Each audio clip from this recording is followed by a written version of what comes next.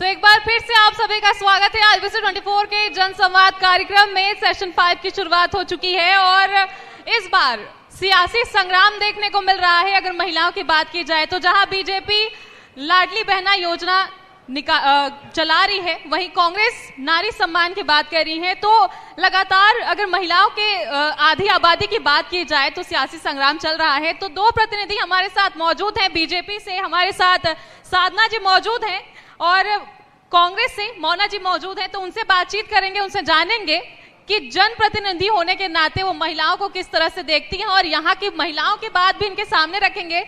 तो चलिए शुरुआत करते हैं। सबसे पहले साधना जी, जो है अब लगातार सियासी संग्राम महिलाओं को लेकर देखा जा रहा है और आपने भी योजना निकाली है। बीजेपी के साइड से देखें तो लाडली बहना योजना संचालित की जा रही है। तो मैडम पहले 1000, फिर अब उसकी राशि बढ़ाने की बात हो रही है 3000 की। तो मैडम ये महिलाओं के हित के लिए है या फिर ये महिलाओं को लुभाने के लिए है?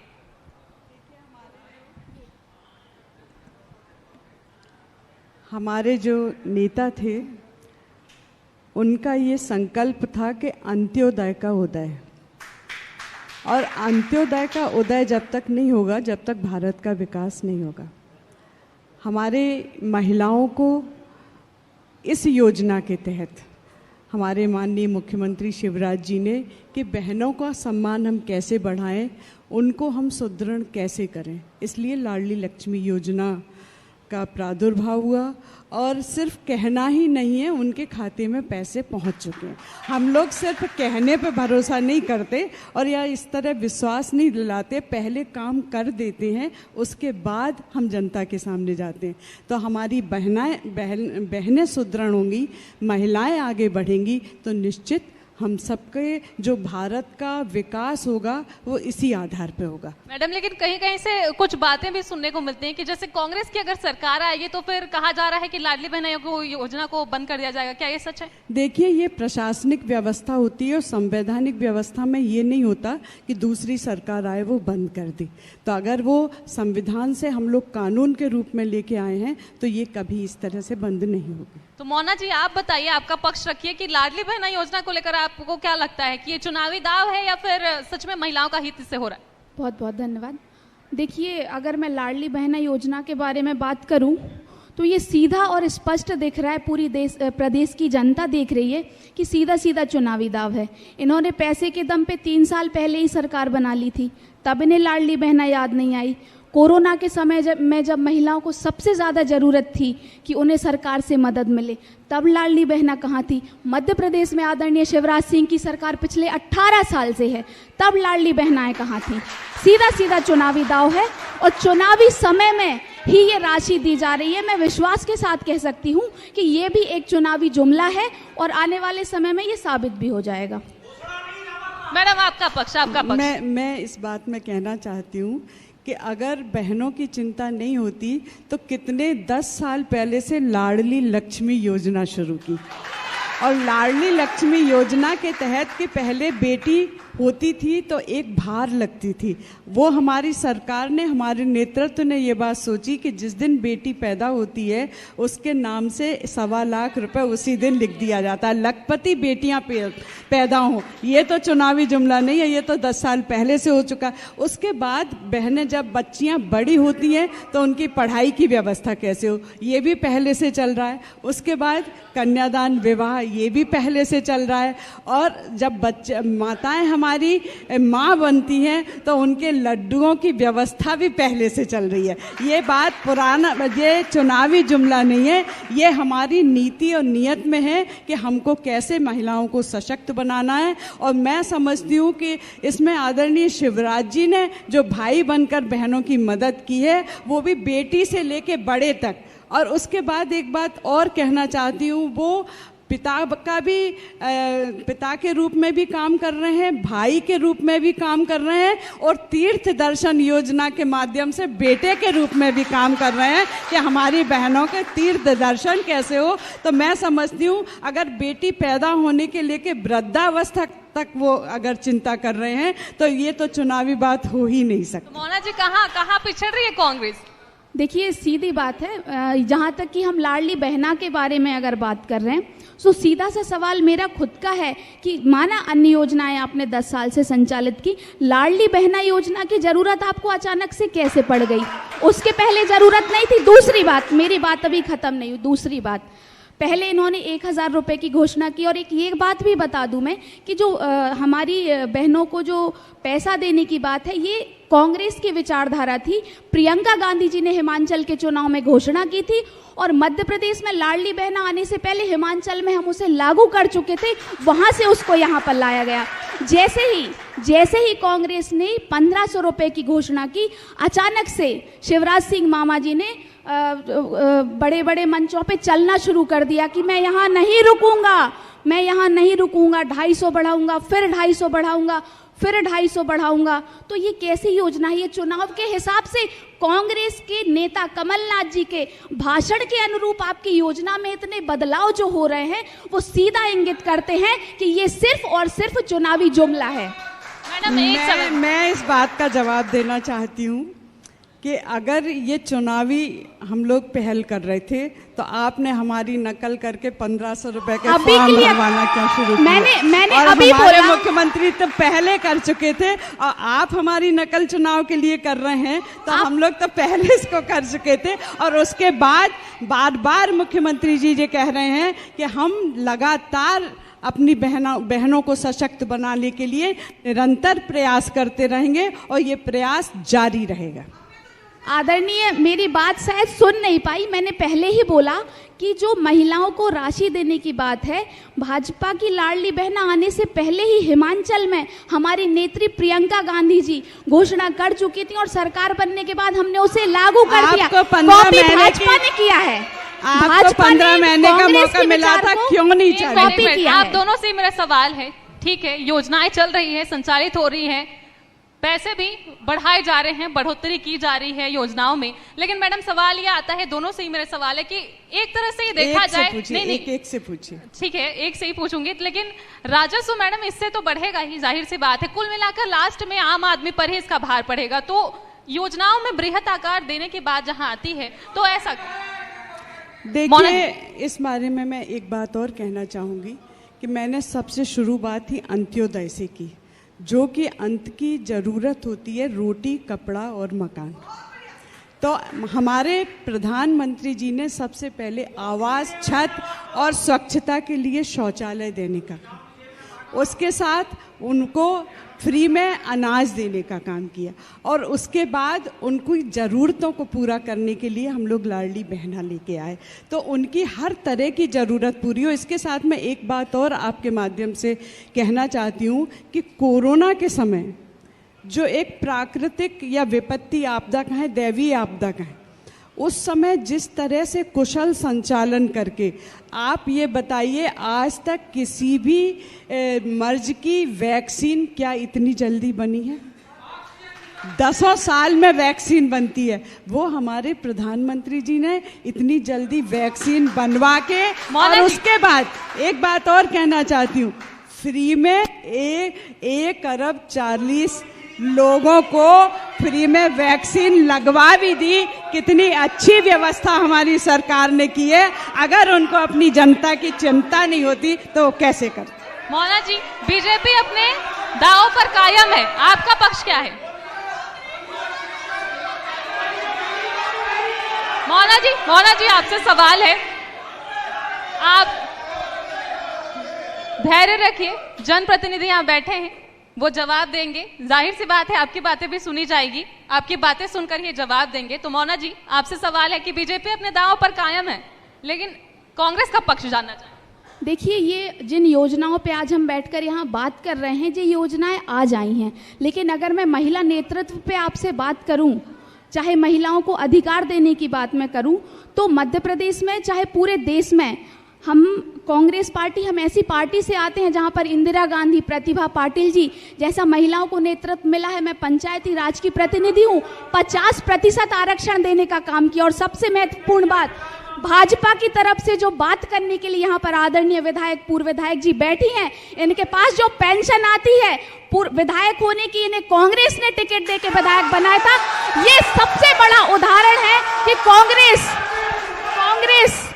सिर्फ योजना योजनाओं के नाम पे महिलाओं के सामने नहीं आती। कांग्रेस नेतृत्व देती है, कांग्रेस मौका देती है, सिर्फ एक ही क्षेत्र में महिलाओं को बढ़ाने का काम कांग्रेस नहीं करती। नेतृत्व आज आपके सामने जो दो नेत्रियां यहाँ बैठी हैं, भले ही ये भाजपा को रिप्रेजेंट कर रही हैं, बट ये जो नींव है ना इनकी, वो कांग्रेस से है। मैडम कुल मिलाकर बीजेपी का कहना है, माफ कीजिएगा, कांग्रेस का कहना है कि ये जो भी योजनाएं हैं वो चुनावी एजेंडा है। अपना पक्ष रखें। क्या चुनावी एजेंडा कह रही हैं। कुल मिलाकर ये सारी योजनाओं को, अगर महिलाओं के लिए जितनी भी योजनाएं बनी हैं उनको लेकर बात की जाए तो उनका सीधा सीधा आरोप है आप पे। आपका पक्ष रखें।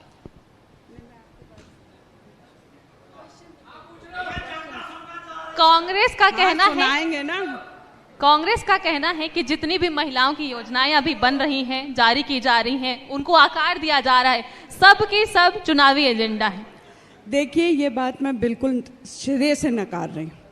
और दूसरी बात जो हमारी बहन जी ने कहा, पेंशन देने की बात, ये संवैधानिक व्यवस्था है, ये यहाँ पर कहने की बात नहीं। आपको विधायक कांग्रेस ने बनाया था, विधायक कांग्रेस ने बनाया था। बात ये है, टिकट कांग्रेस ने दी थी। वो एक आधार। दूसरा है जिसका जवाब मैं 5 साल में 10 बार दे चुकी हूँ, वो अब मैं बार बार नहीं दूंगी। मैं इन चीजों का जवाब दे चुकी हूँ। बात अवसर देने की है, अवसर कांग्रेस, टिकट कांग्रेस की थी। दूसरी बात ये है कि हमारी जितनी भी योजनाएं, टिकट कांग्रेस ने दी थी। जनता का सर्टिफिकेट मिल रहा है, हमारी योजनाओं को जनता कांग्रेस ने दी थी, और इसी आधार पर यहाँ पर लगातार जीत रही है। रुकिएगा, जवाब दे रही है। एक मिनट, आपका पक्ष भी सुनेंगे, आपकी बात भी सुनेंगे। आप है ना योजनाओं के बारे में बोलिए, आप व्यक्तिगत नहीं बोल सकती, आप व्यक्तिगत नहीं बोल सकती, आप नाम लेके नहीं बोल सकती।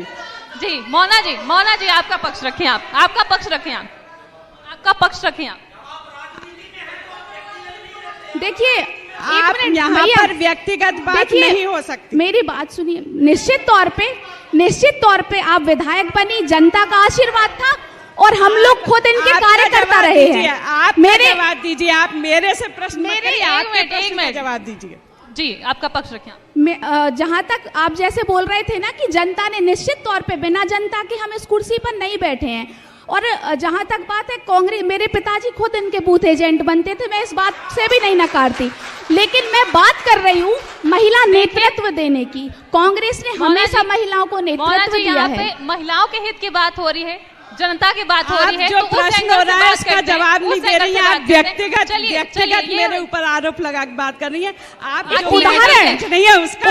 उदाहरण दे रही हूँ मैं, एक छोटा सा एग्जाम्पल देने का मैंने प्रयास किया है, जो शायद आदरणीय को बुरा लगा होगा, बट एक उदाहरण देने का मैं प्रयास कर रही हूँ कि सिर्फ चाहे लाडली बहना योजना हो, चाहे नारी सम्मान योजना हो, ये आज की चीजें हैं। मैं बताना चाह रही हूँ कि 19वीं सदी से जब से कांग्रेस आई है, कांग्रेस ने महिलाओं को हर क्षेत्र में आगे बढ़ाने का काम किया है।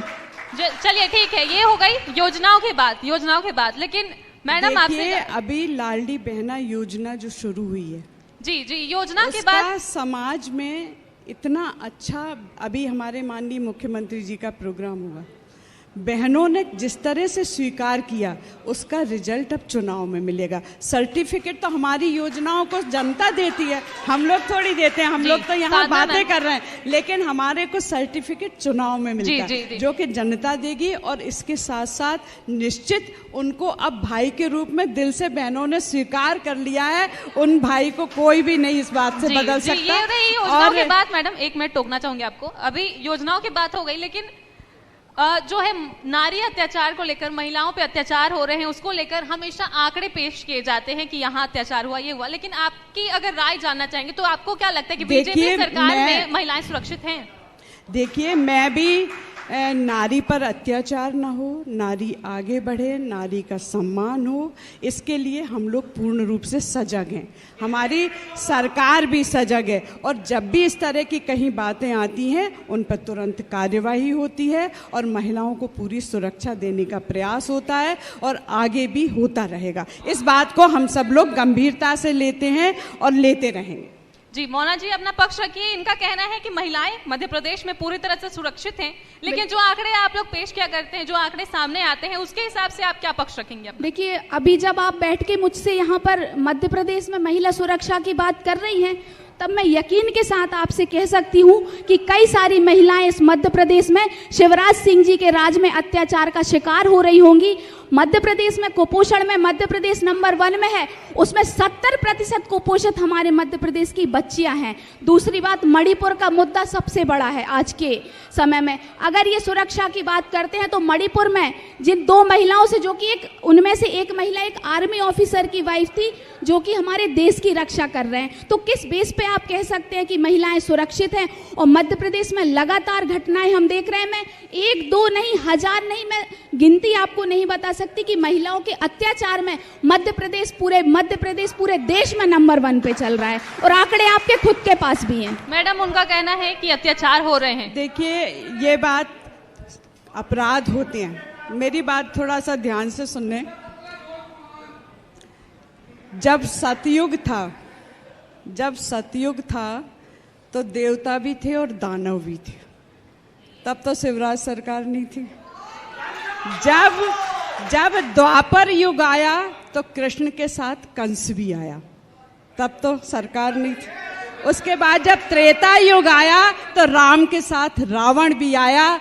वो तो अच्छे नायक के साथ खलनायक आता ही है, लेकिन नायक खलनायक का संहार करता है, और हम करते रहेंगे।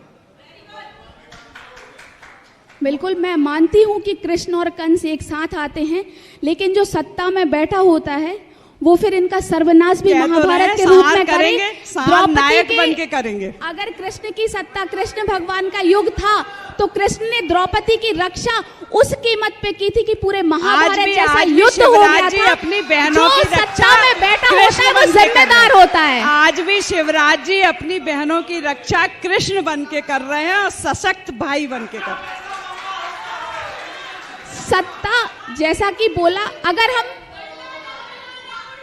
अगर हम कलयुग में बैठकर द्वापर युग में जा रहे हैं, तो मैं द्वापर युग के एक उदाहरण के माध्यम से बता देती हूँ निश्चित तौर पे। लेकिन अगर कृष्ण की सत्ता होती है तो द्रौपदी के चीरहरण पर महाभारत जैसा महायुद्ध लड़ा जाता है, ना कि यहाँ पर मामा बन के मध्य प्रदेश में महिलाओं पे अत्याचार में मध्य प्रदेश को नंबर 1 नहीं बनाया जाता।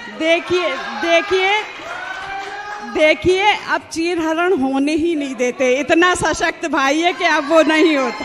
मतलब अब तो बहनों की रक्षा। मतलब इनका कहना है कि मध्य प्रदेश में महिलाओं के साथ बलात्कार की घटनाएं बंद हो चुकी हैं। मैं आज शाम तक ही आपको उदाहरण के तौर पे आज की कोई घटना दिखा दूंगी।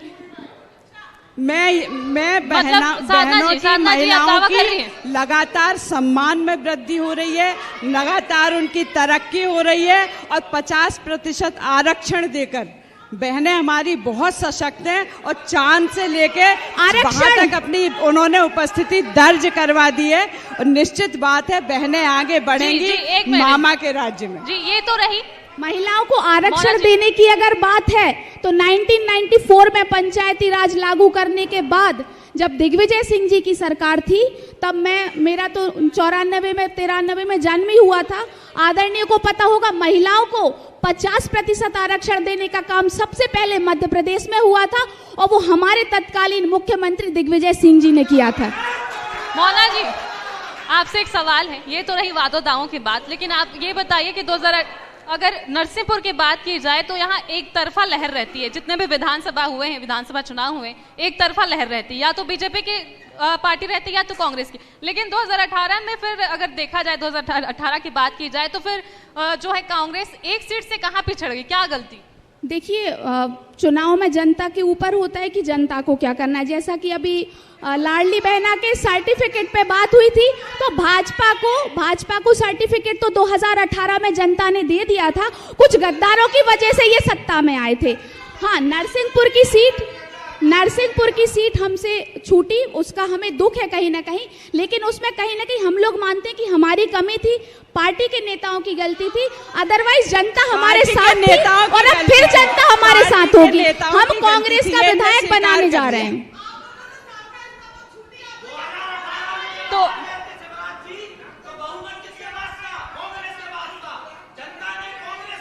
एक बात बताइए मोना जी, आप ही से सवाल पूछूंगी, अगर इतने सालों से जो है कभी ऐसा नहीं हुआ कि जनता भटकी हो, मोना जी आपसे सवाल है कि इतने सालों से जनता कभी नहीं भटकी, चाहे गद्दारों की बात हो आपने कही, लेकिन 2018 में क्यों? 2018 में देखिए सीधा सा सवाल है कि जो 2018 में नरसिंहपुर विधानसभा का जो चुनाव था, वो शायद मेरे पास शब्द नहीं है, वो एक जमीन से जुड़े हुए लाखन सिंह जी पटेल और एक सत्ता में बैठे हुए दबंग नेता के बीच में था। उसके और जो मंत्री थे, लेकिन उसके बाद भी एक जमीन से जुड़े हुए किसान नेता ने अपने दम पर उन्हें पूरी तरह से टक्कर देने का काम किया था और जनता ने भी पूरा साथ नरसिंहपुर में कांग्रेस का दिया था। और जहां पे कमी पिछली बार जनता से हो गई या हमसे हो गई, इस बार उस कमी को पूरा करने का काम नरसिंहपुर विधानसभा की जनता करने वाली है। एक और सवाल है आपसे कि जो है लगातार दौरे देखे जाते हैं बीजेपी नेताओं की, अभी की बात की जाए तो आज और कल के दौरे पर हैं बीजेपी के जो राष्ट्रीय अध्यक्ष हैं, तो मैडम लेकिन कांग्रेस की तैयारी नहीं दिख रही है, कांग्रेस कहाँ छूट रही है? वो दौरे कर रहे हैं और जो है जनता के बीच जा रहे हैं, लेकिन कांग्रेस की अगर बात की जाए तब क्या? शायद आपको जानकारी नहीं है, कल ही सागर में सम्माननीय हमारे राष्ट्रीय अध्यक्ष मल्लिकार्जुन खड़गे जी का दौरा था। कांग्रेस भी लगातार क्षेत्र में जनता के बीच जा रही है। बड़े बड़े जो हमारे शीर्ष नेतृत्व है वो लगातार चुनाव की तैयारियों को लेकर अपना मन बना चुका है। हमारे मैडम बीजेपी के जो राष्ट्रीय नेता है वो दौरे करते वही दिखता है, कांग्रेस के जो नेता है वो दौरे करते वो क्यों नहीं दिखता? ये मीडिया की गलती हो सकती है। ये मीडिया की गलती नहीं है मैडम।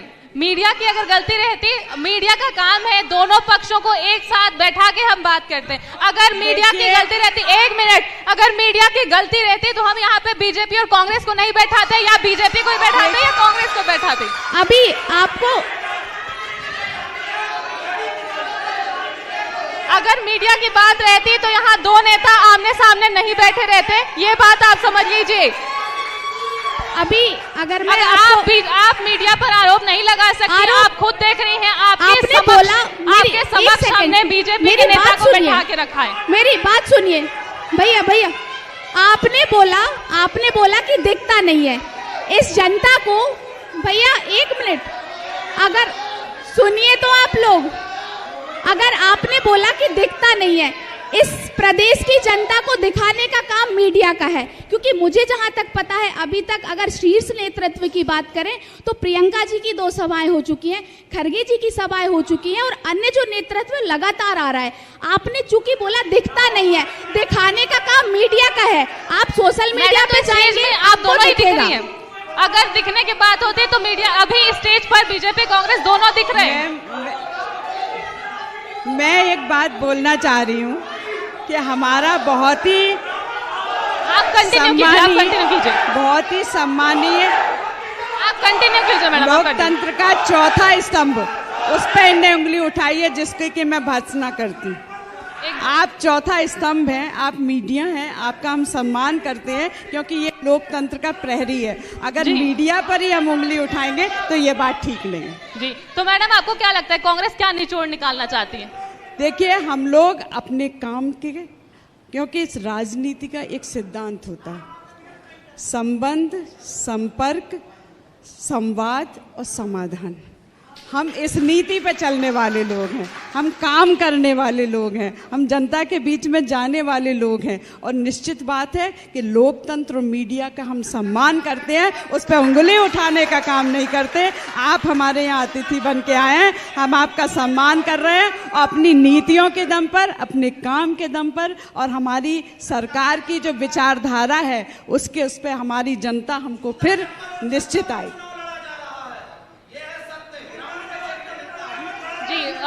मोना जी, आपसे जानना चाहेंगे, बीजेपी ने अपनी बात रखी है, आपको क्या लगता है कि जितने मुद्दे हैं उससे बीजेपी क्या निचोड़ निकालना चाहती है? बीजेपी क्या निचोड़ निकालना चाहती है मुद्दों को लेकर? आपका पक्ष रखें। आप एक फाइनल कमेंट आपसे चाहते हैं कि आपको क्या लगता है? देखिए, जैसा कि मेरे शब्द को तोड़ने मरोड़ने का प्रयास किया जा रहा है, सीधी सी बात है, मेरा सवाल, मैं मीडिया पे सवाल नहीं उठा रही थी। आपने बोला दिखता नहीं है, और दिखाने का काम मीडिया का है। नहीं, ये बात को मैं नहीं कर रही हूँ। जो बीजेपी कह रही है, जो दावे कर रही है, जो वादे कर रही है, जो मुद्दे हैं, उसको लेकर आपका एक फाइनल कमेंट। देखिए, जहाँ तक संविधान को बचाने की बात जहाँ अभी यहाँ पर आ रही है, जो पार्टी पैसे की दम पर प्रदेशों में जनता के द्वारा चुनी हुई सरकार को लगातार गिराने का काम कर रही है, वो संविधान की कितनी रक्षा कर रही होगी, ये तो ऊपर वाला ही जाने।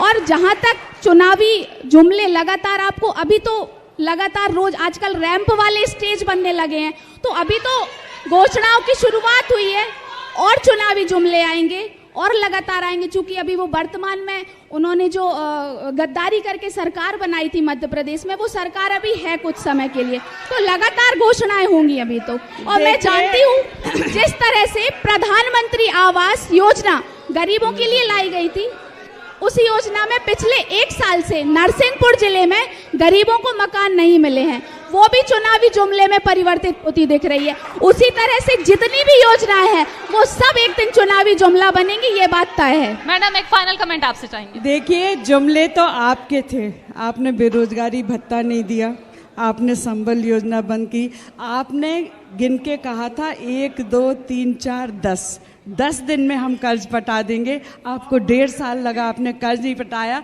हम लोग जुमले पे विश्वास नहीं करते, हमारी कथनी करनी एक है। दूसरा, हमने कोई वायदा ऐसा नहीं किया कि कर देंगे, पहले कर दिया है, उसके बाद जनता के बीच में जा रहे हैं। पहले हमने लाडली बहना योजना का पैसा खाते में भिजवा दिया है, उसके बाद हम जनता के बीच में जा रहे हैं। और जनता इस बात पे विश्वास करती है कि हमने जो कहा है वो करेंगे, और हमारी नीति, हमारी नियत, हमारी विचारधारा, इसको सर्टिफिकेट जनता देती है और आगे भी देगी। और जो हम लोगों का संकल्प है कि 150 सीट पे हम लोग फिर से सरकार बना रहे हैं, वो बनाएंगे। ठीक है।